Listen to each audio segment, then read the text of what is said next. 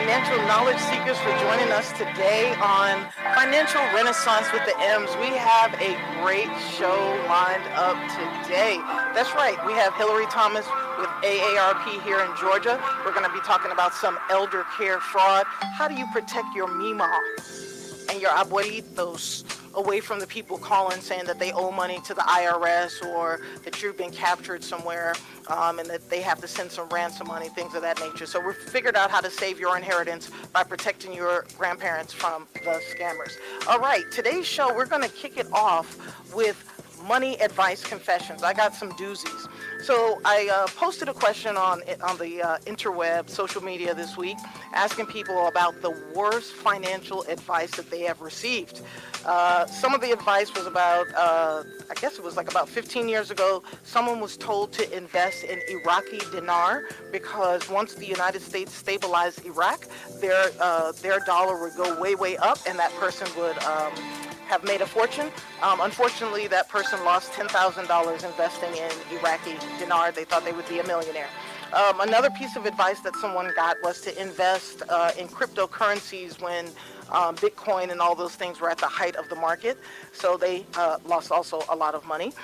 Someone was told only to invest in what you know, like Warren Buffett. Now, Warren Buffett's situation is different because he invests in companies that he's familiar with because he actually takes over the management of it. So we're going to let that one slide. The mortgage you're approved for is what you can afford. Bad advice. Bad advice. Do what you can afford, what your budget tells you, not what the mortgage company tells you can afford. So yeah, we'll be going through some of these horrible, horrible financial advice that people have gotten from non-financial certified financial planners. That's the only person you should be taking real financial advice from. But this week was a great week. I was interviewed on WABE, our local Atlanta NPR affiliate. We were on the Rose Scott show, myself and Chris Lugo, who's the executive director of the Atlanta Gay and Lesbian Chamber of Commerce. And we were talking about kind of gender inequality. We were talking about LGBT income inequality. And we were kind of going through my selection of how I choose investments for my clients. Like, I go back, I look and make sure that whoever's managing my clients' money, A, is not racist, B, is not a homophobe, C, is not like someone who hates Christians or Muslims or any other religion. I look for people who actually care, and that, don't have like that underbelly side of them that they try to hide, and that's who I invest my money with. And there was a study that came out that we're going to use going forward when it comes to investing. And then we kicked off or finished up Pride Month with the Stonewall 50th anniversary at the Center for Civil and Human Rights, right? And my wife was one of the panelist speakers, and it was really, really cool. David Carter was there. He's the author of Stonewall, the riots that sparked the gay revolution. And then Candace Presley, she was the moderator, and she was just absolutely incredible. But one of the things, my wife and I were talking about the Stonewall riots that happened 50 years ago in 1969. And it's a very interesting story. If you have an opportunity to read the book, please read the book, because it tells a lot about how the police will target people and brutalize people because they have some types of biases. And as my wife was telling me the story about what sparked off the riot that night, and how the cops started beating on people, and the crowds gathered and they started fighting the police, and it was a mafia-owned bar. And so the mafia tried to light the bar on fire with the police in it. It was just total chaos. And it made me realize that, hey, as African Americans, we would never be able to get away with something like that. So that's something that we're just going to have to think about a little bit, is how do we make that happen. So listen up, on today's show we're going to be talking about universal basic income and the benefits of it. Wake up your sneakerheads. We're going to be going through sneakerhead stocks. And then we have Hillary Thomas with AARP. We're going to be talking about elder care fraud when we come back in 300 seconds. And we are back with Financial Renaissance with the M's. We are streaming live on ssnatl.com. And hopefully you are watching me. I look good today. You're watching me on Facebook Live. If you go to Sensation Station Network, you You can watch us here in the studio. And make sure that if you have any comments, thoughts, opinions, keep it PG-13. My mother is watching. Go ahead and put your comments in the comment section, and we'll be sure to answer those. Now, if during our conversation there's something that you want to ask but you don't want people to know who you are, go ahead and text it to us at 678-613-5857. Sometimes when we talk about personal stuff, financial stuff, we don't want people to be up in our business, so you can go ahead and text us. But last week, there was the Democratic 40 million candidate debates, and one of the candidates in particular, Andrew Yang, he is not a politician. Unlike our current president, who hasn't been a politician since he's been running for president since 1996. But this is a serial entrepreneur. He is legit, never ran for office or anything like that. And he's kind of runs with that Silicon Valley crowd. And a lot of the people in Silicon Valley have some ideas about what to do with the average Americans, as a lot of our jobs are being shipped overseas. So Andrew Yang has said that he thinks that every United States citizen above the age of 18 should receive $1,000 a month, no question asked. And a lot of people feel that it's a radical idea, but again, we need to really investigate this and look into this, because when people receive welfare or help from the state and things are dictated, it also takes away a little bit of their pride. And if you take away people's pride, they don't have the ability to become innovative. They don't feel, a whole lot of things go wrong with it. So from Andrew Yang's point of view and the people that he's working with, when people have extra money, and they're not worried about keeping the lights on, paying the rent, people's nutrition will improve. What they're eating, what they're able to afford to buy. A lot of those processed foods aren't so good for us. Graduation rates go up over time. And according to Andrew Yang and his people, over 2 million new jobs directly will be created in the economy, because the money's going to circulate through the businesses, and then the local businesses will have to turn around and hire extra workers. So this is the exact opposite of the trickle-down theory, right? We're looking at trickling up. It's a form of trickling up, and we know that a lot of people don't like that, but based on what's happening now, we need to try something else. So universal basic income, has it been tried and tested in the past? Absolutely, yes. In 1795, in the English village of Speenhamland, they came up with a plan to kind of alleviate the social crisis, which was increased poverty because the grain prices went up. So even amongst the people who were employed, there was an increase in poverty, kind of like our country. We've got people who are below the poverty line that may not have their education, and they're working 2 or 3 jobs. So the social system at the time was known as the Elizabethan poor law, and they divided adults into 3 groups: those who could work, those who could not work, and those who just were bums. They didn't want to work. And what was happening is people who could not work, because they were disabled, they were receiving some type of welfare entitlement. And then the people who didn't want to work or were bums, they would round them up and force them to work, or they would beat them up, and then a lot of them got sent to the United States. Just like in Australia, where England sent all of their criminals. Well, they also sent their criminals here to the U.S., and they also sent the lazy people that didn't like to work. They wanted them off the streets of England, so they shipped them here to the U.S. So some of you have lazy bum relatives or ancestors. So the politician's solution was to cover the cost of living for some of these people, and it actually worked. People were able to have enough. They gave them extra grain. They were able to bake more bread, and they were able to take that bread and sell it. And from that, they were able to, get over that poverty line or over the hump. And a couple of things happened. The population doubled, because the subsidies, the extra grain that they had allowed couples to raise up more families. People will not have children if they can't afford to take care of them. So, again, here in Georgia and all across the country, there are these crazy abortion laws. And one of the things we have to think about is hey, people don't want to have kids if they can't raise them. Well, still to come, we're going to be embracing your financial power. We're going to learn how to prevent fraud. We're going to come back with the universal basic income, and then our S&P 500 movers and losers. Yes, Sunday mornings with Financial Renaissance with the M's, the real MF. That's right, Emma Folks, Certified Financial Planner. I understand everything going on in Washington and Wall Street, and I'll break it down for you so that you understand how to make money moves in your life. This morning, we're going to be looking at the recession watch, like what's going on with the 10-year Treasury, what is it doing now? And then we're going to be looking at fraud. How important is it to understand how to stay away from the scammers and the shammers and all those people? But first, let's finish up our universal basic income, just so that we have context for the conversation. And again, just because I say something on the show, trust me, but verify it. There's this thing called Google. You can get on the Google box and you can type stuff in and all types of information comes up. Make sure you're looking at information from credible sources. So 50 years ago, President Richard Nixon, that guy, he was actually looking at a way to create a way to alleviate poverty. So he had originally intended for every poor family of 4 Americans that had zero income that they would receive $1,600 a year. So that's the equivalent of about $11,000 in today's money, plus food stamps and other supplements. And basically that $11,000 would phase out as the family started earning more money. So it was basically a hand up instead of a handout, which is a lot of what we have right now.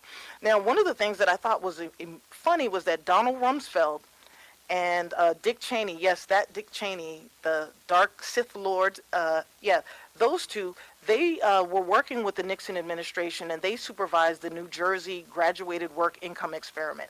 And so we have tried it before, and other countries have tried it. Finland just did a trial. Kenya's doing something. In Silicon Valley, they're giving away money. So this is something that we really need to look into. And how do we pay for it? Well, we're already giving money in the form of entitlements. Why don't we flip that? And we can figure out a way to pay for it if we're not wasting money on a bunch of other garbage stuff. Our founding father, Thomas Paine, wanted us to do it. Martin Luther King wanted us to look at universal income, as well as a 1976 Nobel Prize in economics from the University of Chicago, Dr. Milton Friedman. That's right. One of the Yodas of economics also thinks that this is something that we should do. So what are you thinking, Hillary? Oh. You like this? Yeah. All right. I do. You do? Mm-hmm. Well, I want to introduce Hillary Thomas from AARP. She's the Associate Sales Director of Advocacy and Outreach with AARP in Georgia. How you doing? I'm good, but I'm the Associate State Director. Associate State Director. Excuse me. I don't read what she gives me, but, it's all good. It's all good. How you doing? I'm doing good. Doing good. Welcome to Financial Renaissance. Glad to have you on the show. Thank you. Thank you for having us. Well, I am super, super excited because you are talking about, you have information about a topic that's really dear and true to me because I hate talking to people after things happen. And right now, if you have a cell phone, you're getting calls, constantly, the robocalls. And if you happen to still have a house phone, most of the calls on your house phone are fraudulent calls. So let's talk a little bit about some of the fraud trends here in Georgia. Okay. So in Georgia, the top 3 right now are debt collection, telephone and mobile services, and identity theft. So right there what you said, those phone calls that you're getting, and sometimes they sound legitimate. Sometimes they're the phone calls from the International Brotherhood of the police officers of the left bank and the righteous people and this, that, and the other. And you listen, you're like, wow, I like police. I want the police to get some money. But when you go and you look up the website and you see how much of the money actually make it to the police officers, it's like 1%. Yeah. Just because they say they're donating money doesn't mean that they have to donate all of the money. Exactly. So what do we do? How can we kind of, you want to elaborate a little bit more on some of these fraud tactics that they're using, like the gift card I've been learning a lot about fraud. Yeah, so the gift card is a really big one right now. We've actually launched into a partnership with some big retailers around the gift cards and how they're tracking the gift cards and how they're being spent. One thing they're getting people to do, even with this IRS scam, they are calling people and demanding that people pay, and then demanding that they pay through the gift cards, through the Visa gift cards. And some people are actually going out and buying these gift cards, and that's money that you'll never get back. Yeah, and it's not traceable. It's not traceable. It's more untraceable than cash. And as I was doing research, I found out that some of the at drugstores, at grocery stores, like some of the employees are now being trained to ask questions if you're buying gift cards, so they can assess whether or not you're doing it for a fraudulent reason. So the manager, like a lot of supervisors and managers, have been trained in this, because I didn't realize it was such a big deal. Of course. Oh my gosh. Anytime people can get your own money. Anytime people can get your own money. Well, listen, when we come back, we're going to look into the secrets of scammers, and we're going to learn about a new term called Ether when we come back on Financial Renaissance with the M's. Yeah, we got that Ether. We're learning fraud prevention this morning with Hillary William Thomas, Associate State Director of Advocacy and Outreach with AARP Georgia. How'd I do that, sir? You did good. Thank you. I appreciate that. Listen, we got the Ether music up. You want to talk to? Oh, wait. I got something for you. For all you science heads out there, it's the chemical makeup of ether. Isn't ether what they used to put on people to knock them out? It is. And so we're using, you guys, AARP is using the terminology ether to describe what happens to victims It is. of scams, right? Mm-hmm. So when they say the ether, they're trying to get you to this heightened emotional state of when you will do something that is not what you will typically do.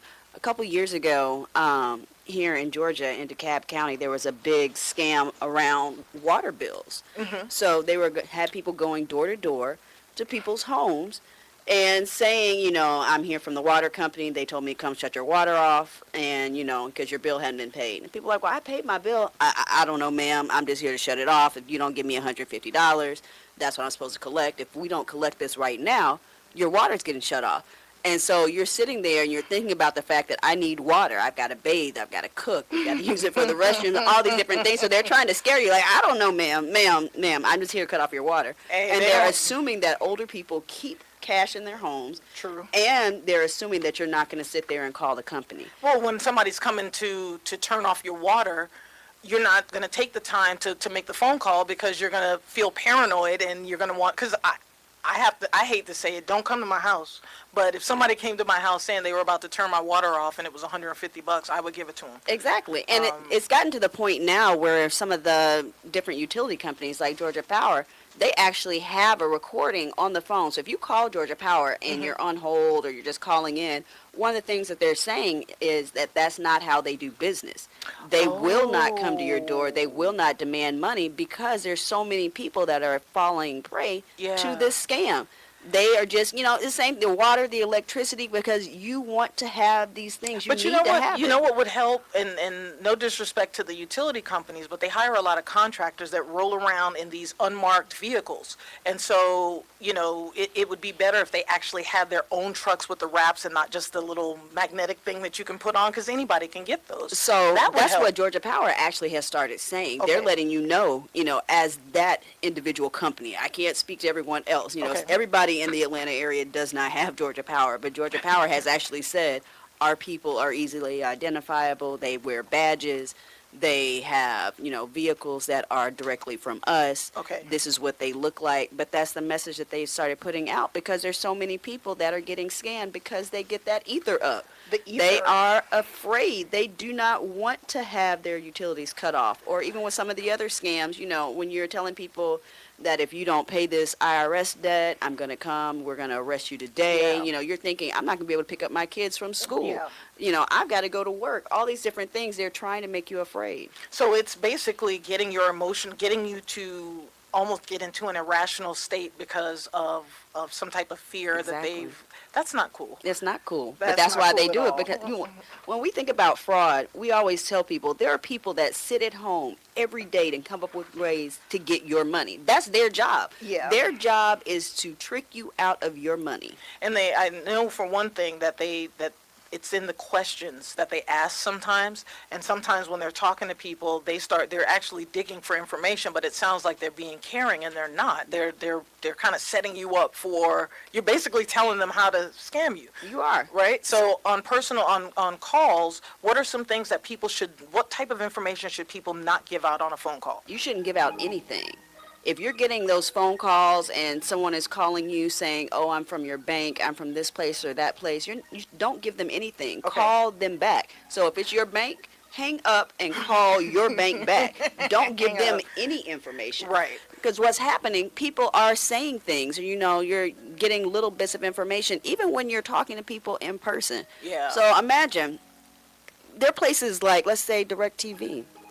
You'll get calls now from supposedly DirecTV offering you 6 months of service for $150. And I have not cut the cord. I do still have cable services. If you pay me $150 today, you will get free. Exactly. You're like, you get cable for 6 months? What? 6 months? So if it sounds too good to be true, so hang up and call that company back again. Otherwise, these are people that are just sitting there trying to get your information. So in that case, they might be trying to get your credit card information.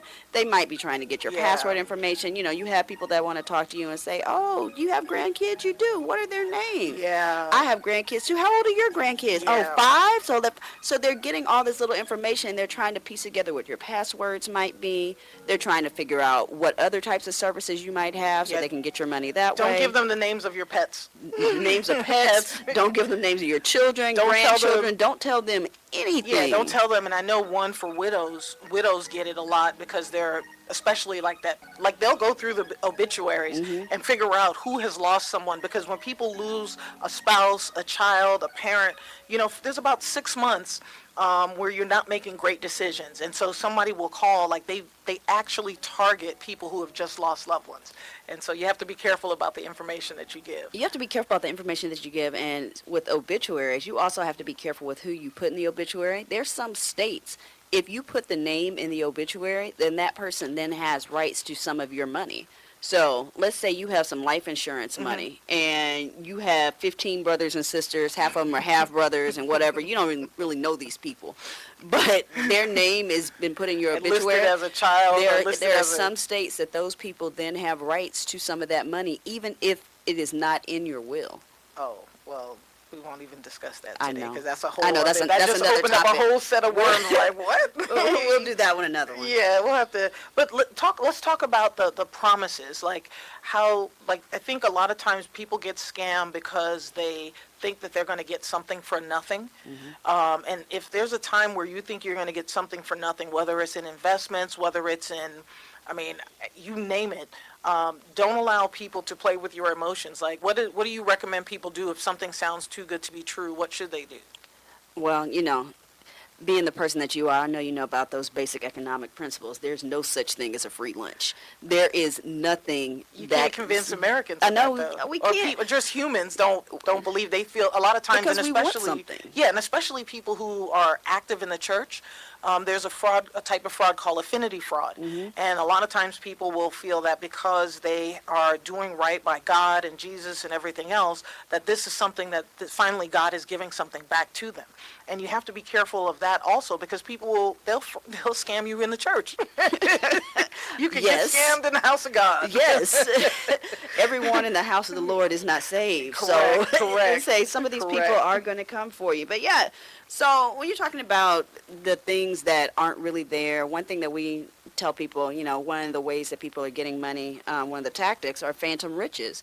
So one of the things you hear, hey, there's this rare coin, this extra special coin that we have. It's made of the gold that Jesus touched, and there are only 10 of them made. So if you call in right now, they're 10. You seen those commercials? Hey, and if you they're act 10, now, they we'll start throw in an flashing extra down. one. They're Yeah, throwing an yeah, extra we'll one. throw in an extra And you'll one. have this special coin. And, I was at one presentation a couple months ago, and this lady said that she found some coins or of some sort when her husband died, and she wanted to know were they any good. And I told her the best way to figure out if there was actually real gold, take it to a pawn shop. If you take it to a pawn shop, they've got all the little testing stuff right there. They'll test it out, and they'll let you know real quick whether it's real or not. Well, But, so that's an easy, free way to figure it out. But a lot of those things that you're getting aren't real. They're people that are buying, land, or coming to one of these presentations to talk about, this condo opportunity, and we need you to put in $10,000 right now, but it's right Yes. now. You have to do it Yeah. now. You can't do it later, because after today, we're not going to take those. Everyone should just kind of have a rule, and especially if you go travel overseas and you get like the hookup on the hotel because they're going to give you that timeshare presentation. Everybody should have a dollar limit. If it's above a certain dollar limit, wait 24 hours. If you can't wait 24 hours or a week to get into an investment, you got to think about it. Like, why didn't the person give you enough time? As a prudent investor, as a prudent adult, if somebody tells you something, you need time to do your research. You need time to research the background of the person that's talking to you, research the company that they allegedly come from. Do a reverse lookup on the phone number? Yes. Do a reverse look up on the phone number. Look at the Better Business Bureau. Like, there's so many different ways, or even the easiest way is to type in the name of the company. Let's say it's Acme, because Acme Company scam. Acme Company complaints, and a lot of information. And so that's how you can stop yourself from falling into the same traps that a lot of other people get caught up in. You can. So, and another one of the tactics that people are using is source credibility. So they try and make themselves seem like they are a good person. Oh, I have 5 degrees, and I went to this school, and I know all of these things, and I'm a good person. I go to church.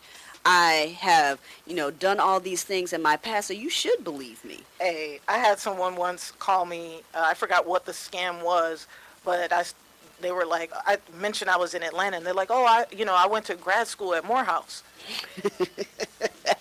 As a Spelmanite, that's always one that's funny to me. I'm like, Yeah. oh, so you went to grad school at Morehouse. You went to grad school at Morehouse College? Yes. All right, when we come back, coming up on Financial Renaissance, we're going to be back with Hillary Williams Thomas talking about fraud. And then we're going to look into Tony Parker. He's retired, but he's going to be saving athletes.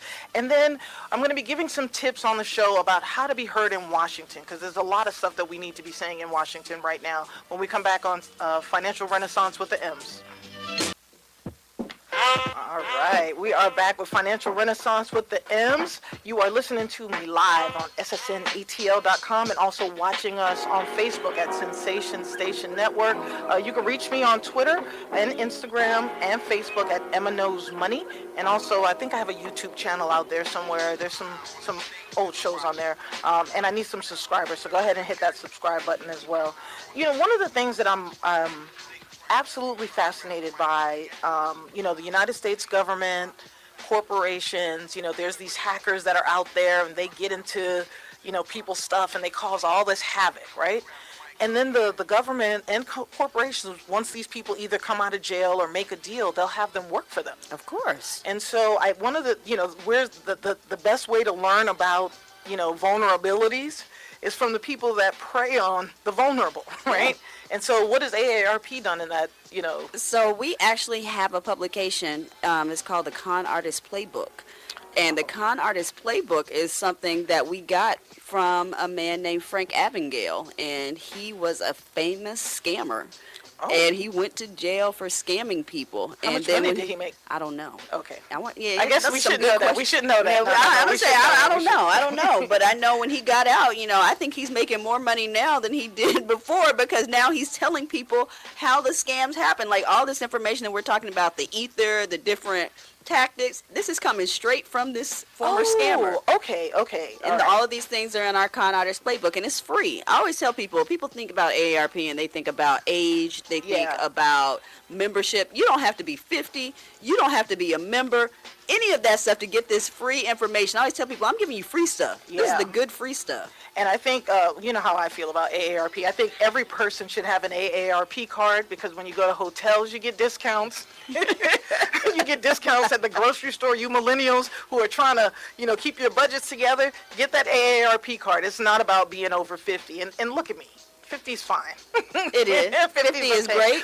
I'm so mad at you. I just say 50 is a good thing. There's nothing wrong with being 50, but you can be an AARP member at 18 with a method of payment. Yes. And you could be a lifelong, well, I don't think they have lifetime memberships No. anymore, right? No, That there's was a old lifetime school. membership. People figure out you pay once and then they don't get the money again. Yeah, So yeah. But I think the con artist playbook is a good deal. People can go on AARP's website to get that, download that. Yeah, definitely download that, a couple of copies, and give it to everybody that you know so that they can understand. Hey, when I'm answering the phone, you know, not to give away this, that, or the other information. So listen, when we come back, we're going to we're going to learn some of this information that this fraudulent guy has decided to share with the world, and you'll learn how to protect yourself from the scammers and the fraudsters when we come back. And we're back with Financial Renaissance with the M's. Go ahead and share this link with some family members, because we all need to know how to protect ourselves from the fraudsters and the scammers. We are here with Hillary Williams Thomas of AARP, Georgia. Yes. And you were teaching us how to just protect ourselves from, you know, from these bad people, nefarious people. Like, there's one thing that gets on my absolute nerves. Like, my pet peeve are people who I feel are intelligent, right? To come up with some of these ideas, there has to be a level of intelligence there, right? Oh, they're brilliant. They're brilliant. Why can't you use your powers for good and not evil? That's the thing that just baffles my mind. Like, just help move stuff forward. Like, your brain, you will actually be able to make money. You don't have to scam people out of it. I've never understood that, but we were all brought up different.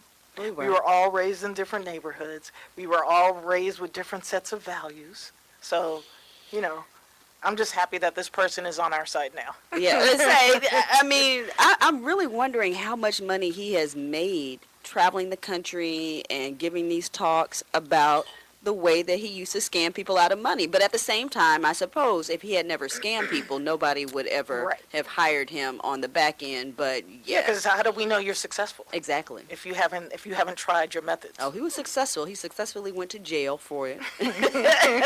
And now he is successfully giving talks telling you how to make sure people like him don't get you. So there's a whole method. Like, I wonder if there's fraud schools where they just like teach this stuff to each other. There's probably something out on the dark web. Probably. You know, here's how you screw people out of money.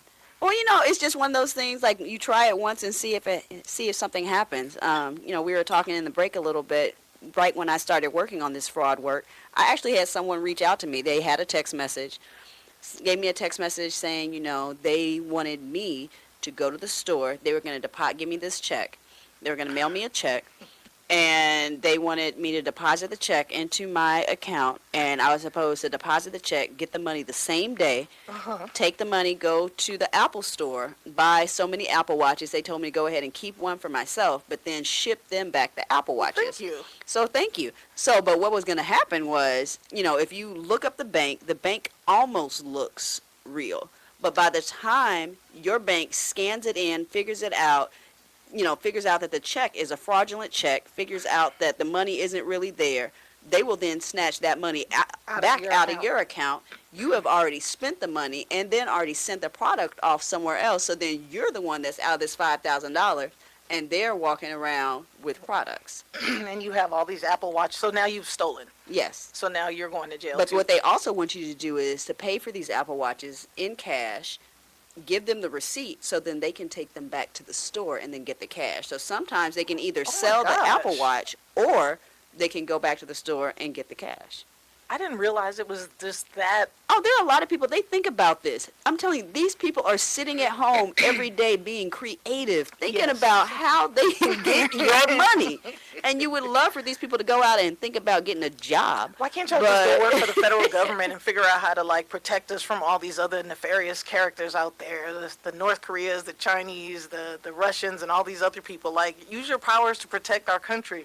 Like, stop messing with us. You'd be surprised at things that we hear about. You hear about the people that are sending their money to relatives overseas because they're stuck overseas. That's one that I think really hits a lot of grandparents, especially if a child, and this is why I always tell people, if you're traveling and planning on traveling, whatever you're planning on doing, keep it off of social media. Yeah. You can post whatever you want when you come back, but don't post your trip, don't post your pre-trip, don't post any information, because people will look at that stuff. They'll find one of your relatives, because it's easy to do on social media to track you back to someone, and then they'll call that person and tell them that you're stuck somewhere.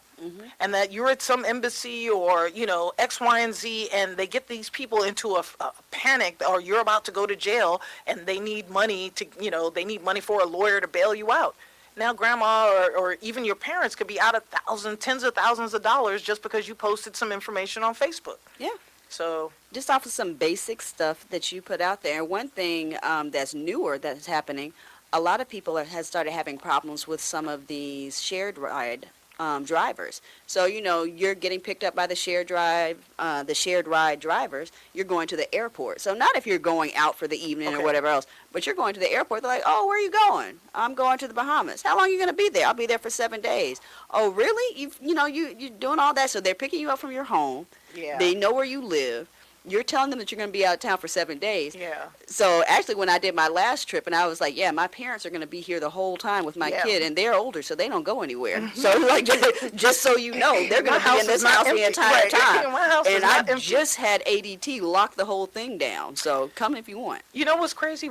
Something like that happened to I think it was Viola Davis. Her and her family posted pictures of a vacation when they got back, and people thought they were out of town, and somebody broke into her house and was like in her bedroom while her and her husband were in bed because the people thought they were out of town. So it's like I almost want to lock my social media down. And you guys know I hate Facebook.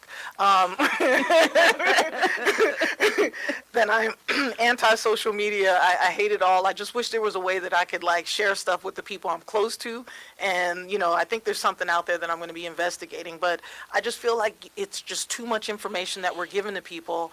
And we don't know the apps that people have connected to their accounts and what information is being pulled. So I just feel exposed. And I don't if you know anything about me, I can't stand feeling exposed or people know stuff about me that I don't want knowing stuff about me. Yeah. That's what's happening with this whole social media, just the environment that we're in. When you think about what these kids have access to that we didn't have access to, I am so grateful that none of my college antics are out there on social media. But these kids are doing it. There are people that are getting involved in all types of crimes, people that are convincing each other to kill themselves and suicides, all different types of things because you're living in this little social media bubble. But that's not what we had. Imagine, think about the things that you were doing when you were 20. Imagine if there was this all day, 24-hour recording, something that was out there. Talking about Facebook, it was a couple of years ago, somebody finally digitized those VHS tapes from the early Freakniks. So you're seeing people on Facebook. Some of you, your some parents, of these people, some of you will see how let you us say were their conceived. parents, their grandparents.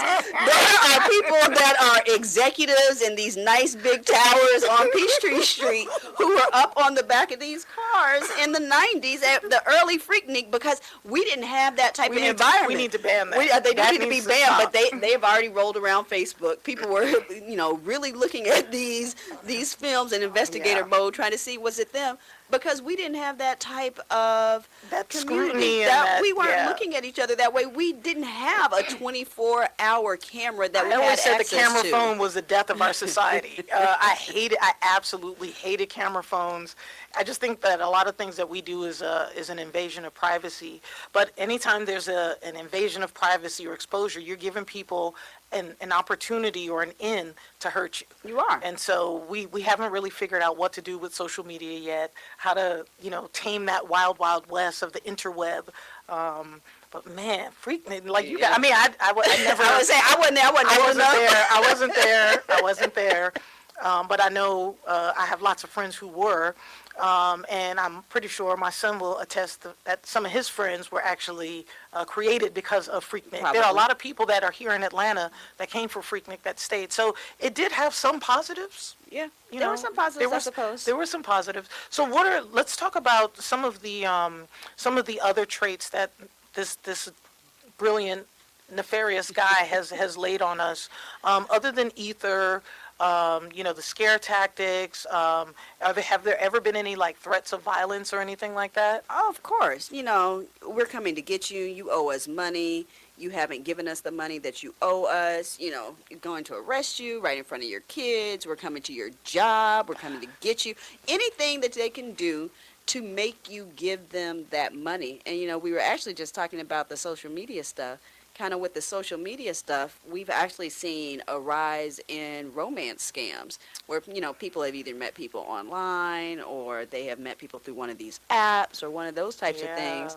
And, they're using something different. They're using, So is love more a of form the of ether? affinity. Is love an affinity, or is love more ether?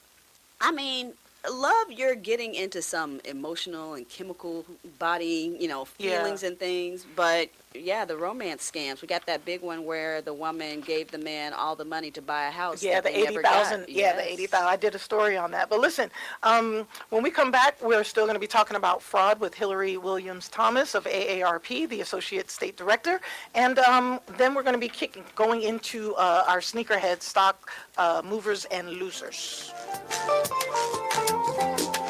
And we're back with Financial Renaissance with the M's. We are here with Hillary Williams Thomas, Associate State Director of Advocacy and Outreach. Yes. At AARP Georgia. Do they fit all of that on your business card? That is all on your business card. It's like 3 lines. Yeah, that's a mouthful right there. Mom, what do you do? Well, son, I'm the da-da-da-da-da. Yeah. One of the stories, we were talking about social media and like some of the things that have been happening with kids.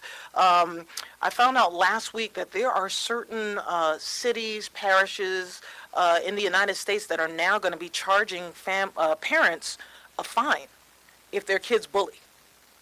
So it's about a $300 fine and or jail time. And there's one community, I think it's either in Pennsylvania or Wisconsin, that's actually done it. They haven't fined anyone and no one has gone to jail, but the number of incidents has gone way, way, way, way down. Schools like to say they have a zero tolerance policy. Yeah. My kid went to public school for high school and middle school. I know about your zero tolerance.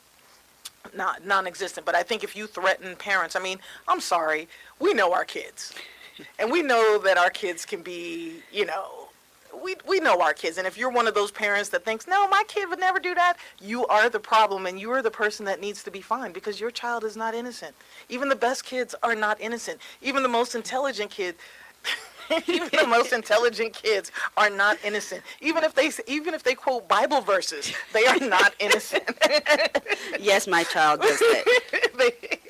Or he'll start having these deep philosophical conversations with you based on the Bible, and you have to go back and get in your word. You're like, wait a minute, is that what it says? Or I'm not sure that's the way that it works. But you punking me, little man. You punking me. Go somewhere. But yeah, the social media aspect. There's a lot of things that a lot of ways that we need to start thinking about, clamoring down.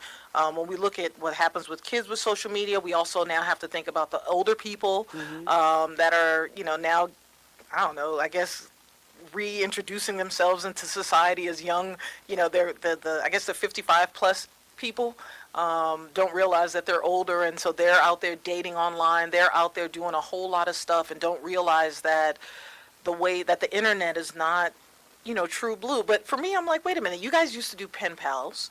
You used to do, didn't there used to be like telephone chat lines, things like that? So the internet is the same thing. There've always been scammers, love scammers, from the time of letter writing.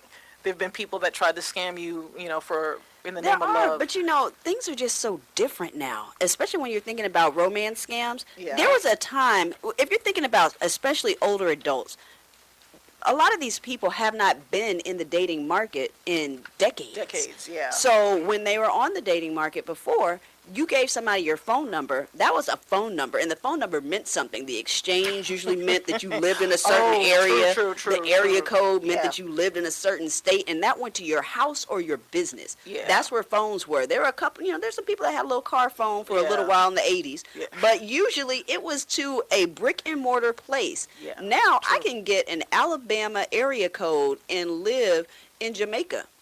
Yeah, you can have a phone number for anywhere, and you never know if this person could be married. They might not be married. They're not the person that you think they are. I saw on my caller ID once IRS, and I'm like, IRS doesn't call. That's the Treasury. Like, come on now. That is one of the biggest scams is the IRS scams, and then people are afraid because you're afraid of the IRS. Even we were sitting in a board meeting a couple of weeks ago, and I saw the logo of the IRS on an envelope. I was like, ooh. IRS. It's one of those things like you see it and you're like, woo, that's scary.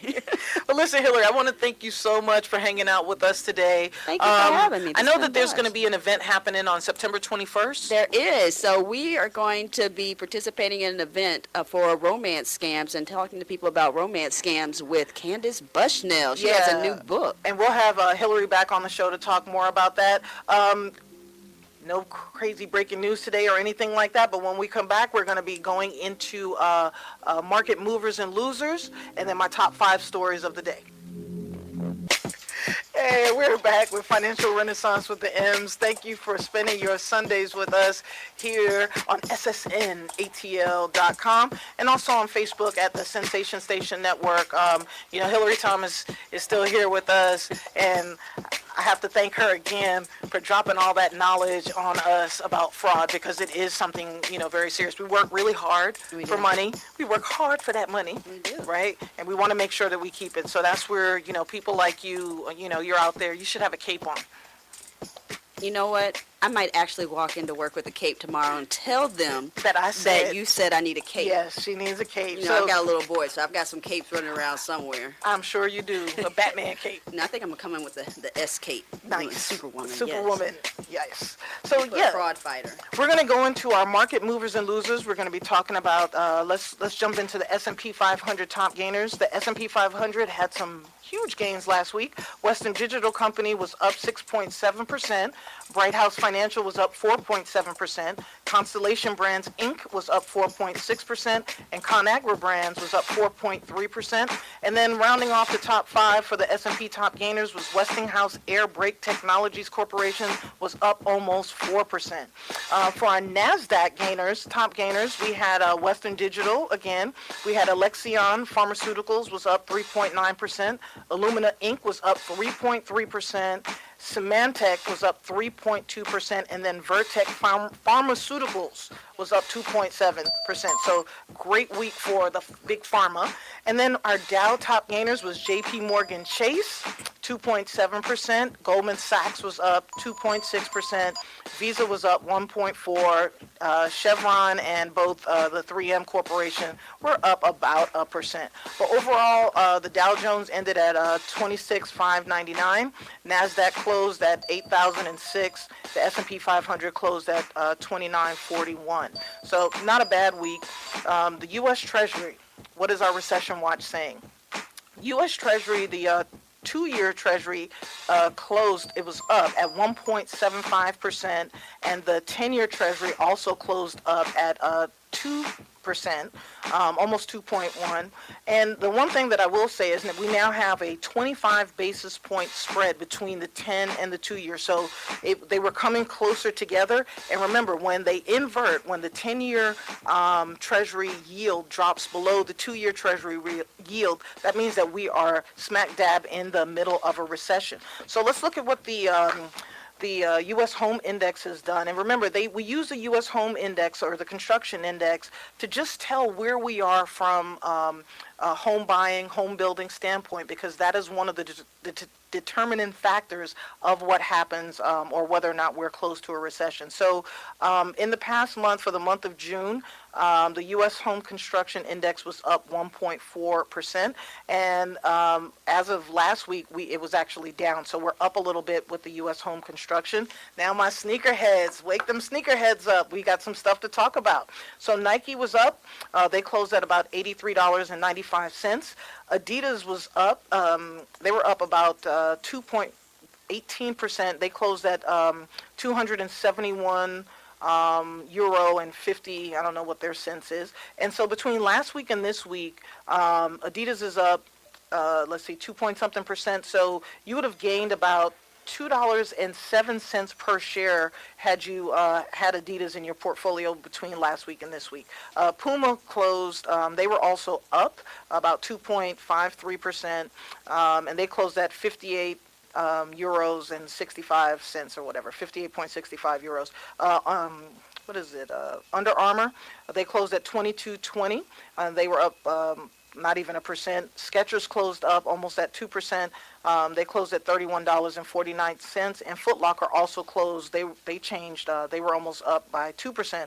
They closed at $41.92. So that was a pretty good week for the market this week. But again, when you're looking at your 401ks, when you're looking at your portfolios, look at your 401k, look at the mutual funds in there, and then look at what some of those top 10 holdings are. So you may own some of Google, you may own some of Apple stock, you may own a lot of these stocks that you hear about, or some of these top movers that I was discussing today. You may actually own that in your portfolio. And again, when the market goes down, it's not a bad thing. It's like a sale, your favorite S word. It's like a sale. So remember that, there's always, any time that people are running away from stuff, there may be an opportunity for you. When we come back on Financial Renaissance with the M's, we're going to go into my top 5 news stories for the week, and then I'm going to tell you how to be heard in Washington. And we're back with Financial Renaissance with the M's. It's time for my top five news stories of the week. There's a lot of stuff going on in the world, so I try to pick stories that are uplifting. I try to pick stories that will teach you what you need to do on a week-by-week basis, things to look out for, things to share with your coworkers instead of talking about ratchet TV and things like that. Like, let's talk about moving money. Let's talk about protecting our wealth. Let's talk about creating a legacy for our families and so on and so forth. Well, listen. One of the things I found out was that the three-point line in men's college basketball is being moved to 22 feet. So for those of you with children, you need to move them back to the new 22 feet away from the basket and teach them how to shoot threes from there. Now, speaking of threes, this next story is about Tony Parker. That's right, NBA All-Star, ex-husband of Eva Longoria. Yeah, ex-husband of Eva Longoria. He was a 4-time NBA champion, and he retired from basketball a few weeks ago. But unlike a lot of athletes, he already knew what he was doing when he retired, which I highly commend. So Tony Parker is embarking on a second career helping athletes manage their money and their futures. That's right, the 37-year-old is going to lead the sports, artists, and entertainment division of North Rock Partners, LLC. And so Tony Parker decided to do this because he had seen enough of his athletes in the league get taken advantage of. And he figures he could use his experience and credibility to help the athletes make better financial decisions and also help them move forward. He feels that, hey, he doesn't need their money. He has his own. He just wants to, give a solution for them. And this is not Tony Parker's first time at bat in the business world. He has a pretty good business resume.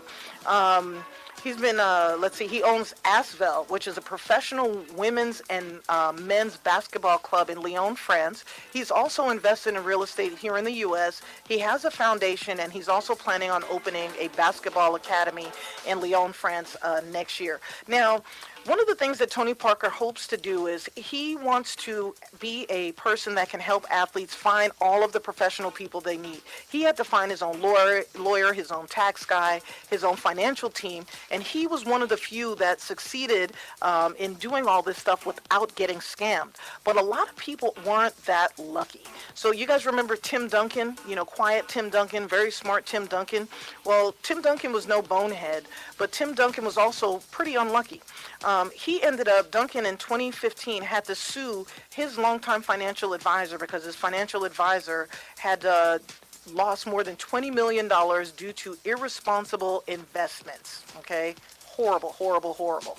And then Duncan eventually sued and settled with that financial company for $7.5 million. So he did get some of the money back, but not good enough, not good enough.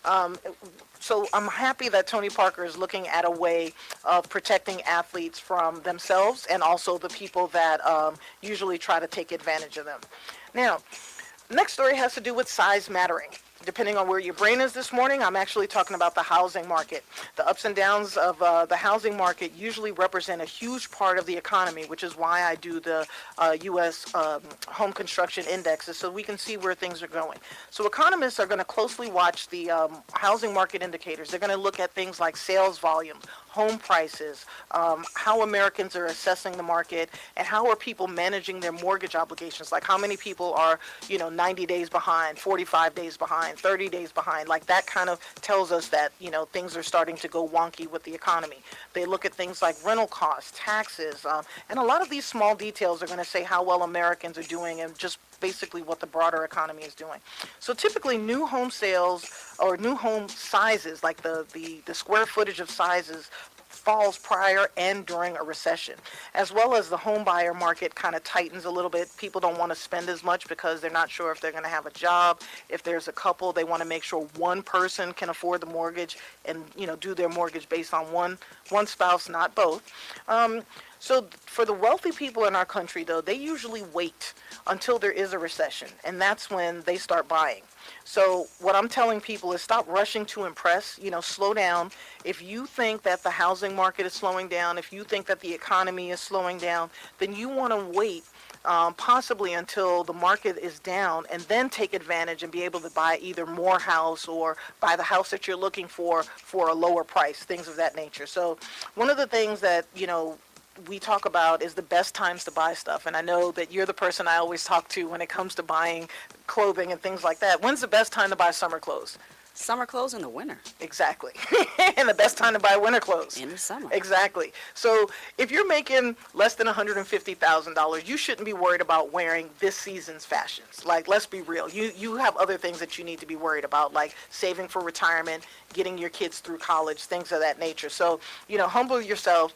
Take care of your priorities first and take advantage of sales. Buy stuff for your kids. You kind of know how fast they're growing. So, just think about that in terms of the housing market and a lot of other stuff. One thing about the housing market, though, is the exclusionary zoning. And so a lot of times, and I know a lot of millennials, there are a lot of young people who want to buy houses, but they just feel like they can't afford it. And what I'm going to tell you is the time is coming. Stay patient. Keep saving your money. Keep paying down debt, and just get ready for the market downturn, because that is going to be an opportunity for you to get into an area that you feel is unaffordable right now. When we come back, we're going to finish up my top 5 news stories of the week on Financial Renaissance with the M's. And we're back with Financial Renaissance with the M's. Good morning, Jason Momoa. I love you, Aquaman. Sorry, Lisa Bonet. So yeah, our third story has to do with a bank, one of those too big to fail banks, Wells Fargo. I always have some not so nice words about Wells Fargo, but there's a reason. Wells Fargo named its first chief fiduciary officer this week. And fiduciary means that in the financial industry, it means that you're going to put your clients' or customers' needs ahead of your needs. So I want you to keep that in mind as I'm telling you about Wells Fargo naming their first chief fiduciary officer. So Wells Fargo's had trouble finding a new CEO. Like, no one wants to be the CEO of Wells Fargo. And typically, when there's a company that is crashing and burning, that is the time when they will pick a woman, to be the CEO of the company to see if she can bring them out of, like, most female CEOs get hired because the company's is trash.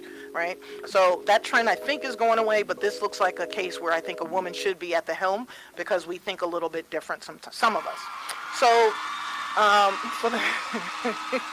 so the chief fiduciary officer of Wells Fargo has been tasked with overseeing investment management, the administration for trust services across the bank's wealth and investment management, or WIM unit. So Joseph Reddy is the new CFO, chief fiduciary officer, and the head of trust and fiduciary services. And Joseph is Ebenezer Scrooge ready, and so is Wells Fargo. And like a lot of other financial institutions, they are expecting the baby boomers to pass along $68 trillion to their children in the upcoming decades. And I'm telling you, my, they want a piece of that inheritance pie.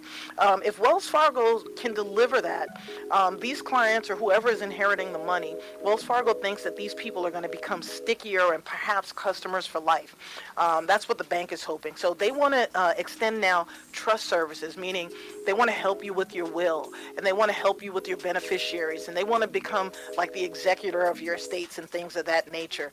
And right now they're like, oh, clients now expect their advisors to see their whole financial lives and give holistic advice and things of that nature. And what I say about Wells Fargo is, shame on you. Number one, you shouldn't be anywhere close to anybody's money, let alone their inheritance. Wells Fargo should not have done this press release. They shouldn't be talking about fiduciary or what they're looking to get from customers until they tell us what they've done to fix all the problems that they've had. So if you want to do something really, really cool, go ahead and Google Wells Fargo. What did I Google? Wells Fargo fines. And since 2000, was that 2000? Is that how you young people say it? Since 2000, Wells Fargo has had to pay the United States government $15 trillion between the United States government and state government. That sounds like reparations money. Y'all could have just given it to us and we would have been fine. That also sounds like universal basic income money. But there is a Wells Fargo violation tracker out there. You can go ahead and Google it and see how much money they have had to pay. And, I think this year alone, they're going to be paying in the billions to the United States government based on stuff that they have done. So if you're still banking with Wells Fargo, shame on you. And if they mess with your money, and you're still banking with them, you're also enabling their horrific behavior. All right. So let's talk about the IRS. The IRS has a message for you. And that message is check your withholdings. That W-4, go ahead and ask your HR department. And, I had a call with an HR person last week, and it was a very horrible call. I realized that HR people know absolutely nothing about retirement, and they know nothing about taxes. So make sure you're not taking guidance about what to do with your W-4 from your HR department. Well, when the 2017 tax cuts were coming through, they told us that the returns that we had, we were going to be able to file a simpler return. And an estimated 18 million taxpayers completed a Schedule A for their 2018 taxes, compared to 46.5 million people who completed a Schedule A in 2017. So the number of people itemizing went down by 61%. So, but there's been a couple of other issues. A lot of people have been caught out there. Like I heard last week someone tell me that they usually get $6,000 back in their tax return, but this year they ended up paying $600. Now, here's the reason why. If you ended up paying additional taxes in 2018, the IRS is recommending that you look at your withholdings as soon as possible. We have 5 months left for the year. I guess it's 6, right? We have 6 months left in the year, so this is something that you need to do next week or the week when you come back from 4th of July vacation. Chances are the new tax law did cut your tax liability, but the problem is some employers actually did something with your withholdings and they were withholding less, and so since less taxes were withheld, you ended up owing. So you want to make sure that you check your withholdings. Don't think that you're getting, if your paycheck is bigger than it normally is, don't think that you're getting a gift. Don't think that anybody is giving you a raise. It's not a gift from God. It's not a gift from your company.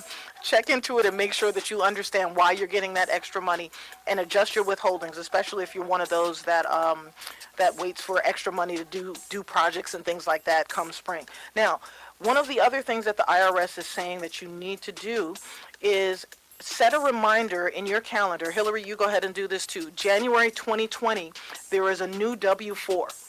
And in January of 2020, you're going to have to adjust your W-4 all over again. So do it now and then do it again in 6 months from now. Doesn't that sound great? No. Yeah, buddy. So thank you, IRS, for making our lives simpler. Totally appreciate it. All right. Here's my feel-good story for the day. Meek Mill, also known as Robert Williams, no relation to Hillary Williams Thomas, I take it? All right, no relation. Meek Mill has become a co-owner of a sports apparel retailer. That's right. He has bought into Lids. They make those pretty dope hats that we see the guys wearing, the fitted caps and all that other stuff. So he has bought into Lids, which is North America's largest retail seller of hats and licensed sports products. That's a pretty big deal, especially when, the hip hop community basically wears a whole lot of those throwback jerseys and the hats and the shoes, blah, blah, blah, blah, blah. So Robert Williams is also going to lead the company's creative strategy, and they're going to be releasing a limited edition line of hats through the Lids brand this August. So I have a request for Mr. Williams. Like, I would like to have that same energy that they put into those fitted caps for the guys. I'd like to see those in visors for us, especially those of us that wear natural hair, so our natural hair can stick up around it and we don't have to worry about trying to put a hat on. I'm just saying, I want to be just as fly as the guys sometimes. But there's an old saying, and I know you guys are familiar with it as well, the company you keep. So how did Meek Mill connect with the Lids ownership team? By way of his close connection with Michael Rubin, who's the co-owner of the Philadelphia 76ers. Michael Rubin is also the executive chairman of the sports retailer Fanatics, and he's also a co-founder in Meek Mill's Reform Alliance for Criminal Justice Reform. So Meek Mill is out there doing a lot of things. He's got a lot of cool stuff on his resume, and he was asked to discuss his approach on the new venture with Lids, and he reflected on how he studied and looked at Jay-Z as his role model for business acumen. And Jay-Z has also, he's Meek Mill's boss, because he's the owner of the Rock Nation label. He's also a collaborator and co-founder in Reform. So Meek Mill and a lot of other people in the hip-hop community are looking at ways to get some of these young black men out of jail. There are a lot of people in jail because they couldn't afford to bail themselves out. They couldn't afford lawyers, and a lot of these public defenders are just, inundated with cases. So I hope you guys are paying attention and seeing the money that's exchanging hands. So when you do business like a true gentleman and a gentlewoman, and you don't go trying to scam people or take advantage of people, and you deal with people on the level, there's enough money out there to go back and forth. You invest into something, these people may invest into you. So we have to kind of go away from being this kind of crabs in a barrel type of thinking. There's more than enough out there, and we can do this. So one of the things that I want people to also take in or keep in mind is anybody that's scamming and cheating in this day and age. I think we've learned a lot since Trump has been president. We've learned that we have to take care of each other. And if you're one of those people that's trying to scam or cheat people in your neighborhood or in your community, you actually need to be exiled. I think we need to go medieval and start banishing people. Like, you and your family need to be banished from the neighborhood. You need to be banished from the block if you tried to hurt anybody in your community. And, I feel like there's always somebody. You don't need your neighbors, you don't need your friends, but there's always going to be people nipping at your ankles as you're trying to get ahead, right? Nipping at your ankles like a little yappy dog. And, the thing that I say to those people, the scammers and the fraudsters, is that there's karma. And I think karma will take care of it. We don't have to take care of it, but I think we need to keep certain people out of our neighborhoods. And if they don't want to, play nice with us, you guys go find someplace else to live. Go find another group of people to prey on, but you should never prey on the people that live around you. That's just bad juju. All right, when we come back, actually, before we go somewhere, there's a couple of numbers I wanted to talk about. So I had mentioned before about China, and the reason why I thought that we needed to be a little cool with China, because China owns a lot of the treasury securities that we have here in the United States. And, I've been talking about the 10-year treasury and the 2-year, but there's also 20-year treasuries, and there's also 30-year treasuries. Well, China owns a huge portion of our treasuries because our treasuries are some of the safest places to park money in the world. China owns about $1.2 trillion 1.1 trillion as of April 2019, which is down from 1.2 trillion from August of 2007.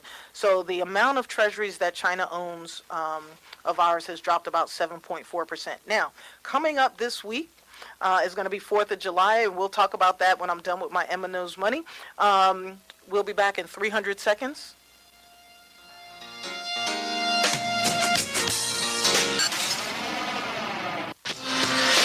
We're back with my Emma Knows Money segment. This segment of Emma Knows Money is brought to you by AARP. And this is a good one. This is how to be heard in Washington.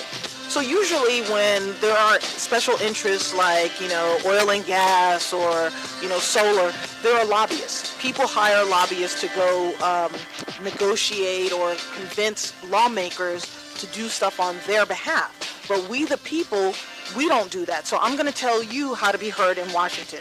It take these tips. So if you want to meet face-to-face with someone, your lawmaker, check out their website, or you call their office to schedule an appointment. Never drop by a lawmaker's office without an appointment. So you can actually call the Capitol switchboard at 202-224-3121 if you want to set up time to speak with your lawmaker if you happen to be in Washington. If your lawmakers are at home, you can also see their schedule for town hall meetings and other public events that are usually lightly attended, and you can go to those. Now, the power of the pen, I say, or the keyboard, is to write a letter or an email. But make sure that when you do write a letter or email that you address the lawmaker respectfully. Like, no matter how you feel, it's okay to disagree with people, but no one wants to be called out of their name. You know, call them by the name their parents gave them.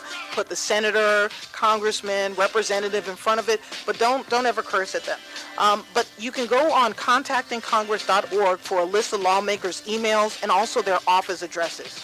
And then another thing that you can do to be heard is to volunteer.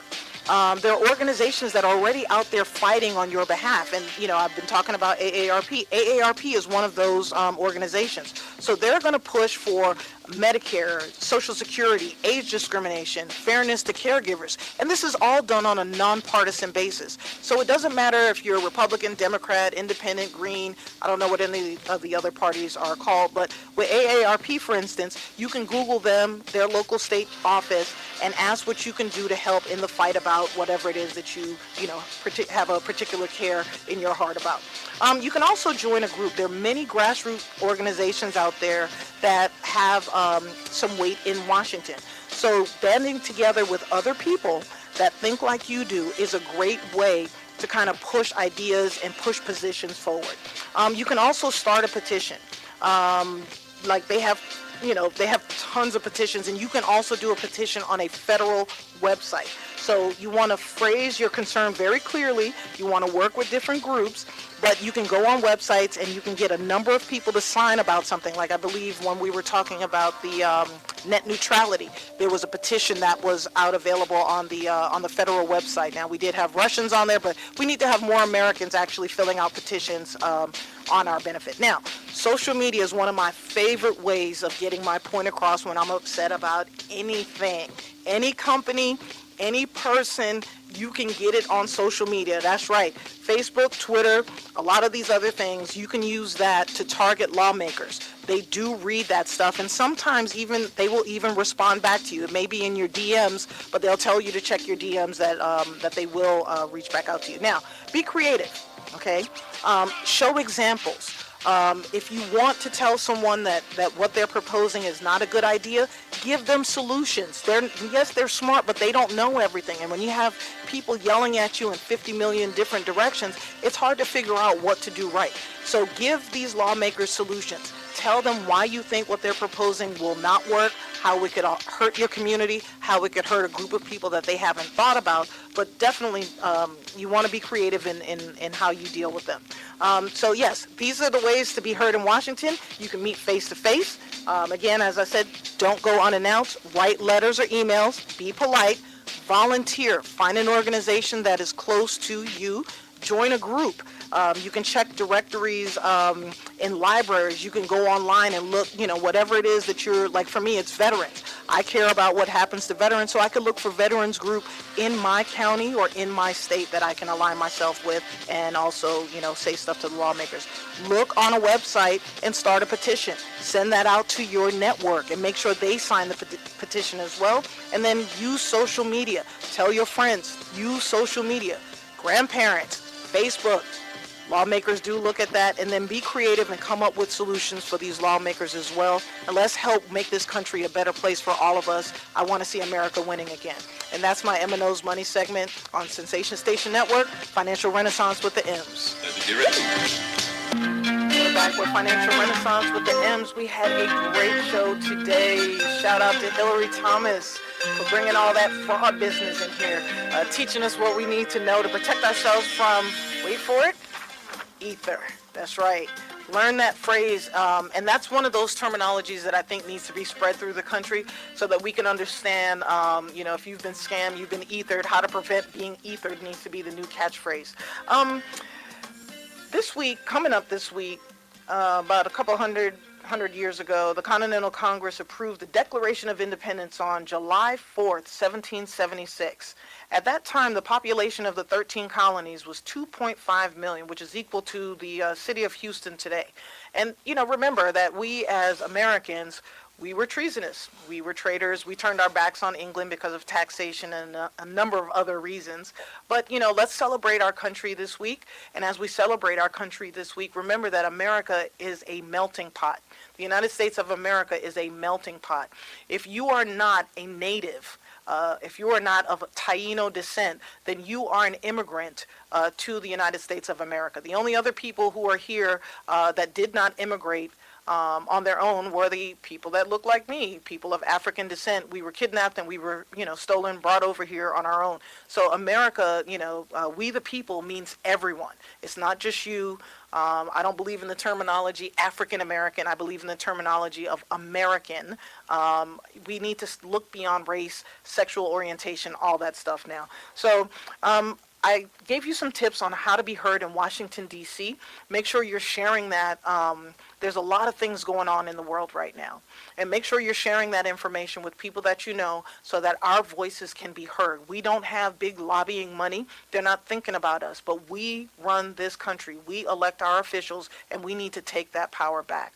And then universal basic income. There's a lot of naysayers that say it's welfare. They come up with all types of things as to why this won't work. But listen, what's happening now is not working. Incomes have not gone up. Incomes have remained stagnant for the last 40 years. The same companies that have our income stagnant have also taken away retirement. Not a lot of people have pensions anymore. Okay, so the cost of education is going up. There are a lot of things that are beyond reach for people. If you don't want young people in the streets robbing, pillaging, doing all types of stuff, give their parents a little bit more money so their parents can stay at home and make sure that they're there at dinner time and make sure that they're doing their homework and things of that nature. So if you want to see our communities get better, start giving parents more money so that they can take care of their families and provide for their families. There's no reason why in the greatest country in the world, why somebody has to work 2 and 3 jobs just to live in the hood. Like, that's ridiculous. Absolutely ridiculous. So coming up, we have Sensational Smooth Sunday. And then at 4 o'clock, we have Connecting the Dots with Lee Watts. And as always, one love, one heart. Let's just try to be good humans and make our ancestors proud.